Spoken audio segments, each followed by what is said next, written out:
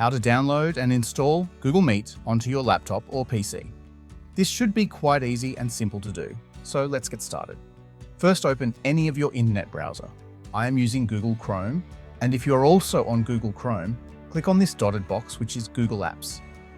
And here, as you can see, Google Meet. Click on it. This will redirect you onto this page. In case you're not using Google Chrome browser, you can search for meet.google.com into the URL box in any of your internet browser. Once you're on this page, click on this little desktop icon, or you can click on the three dots in the top right corner. From the menu that appears, hover over Cast, Save, and Share. Now click on Install Google Meet. Click on the Install button. As you can see, Google Meet is now installed on my computer. If you like to pin Google Meet to the taskbar, then click on Yes.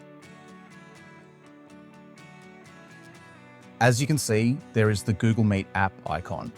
Now you can join meetings by entering the code or link to the meeting. And of course, you can click on these three dots and uninstall Google Meet from your computer as well. I hope this video was helpful to you.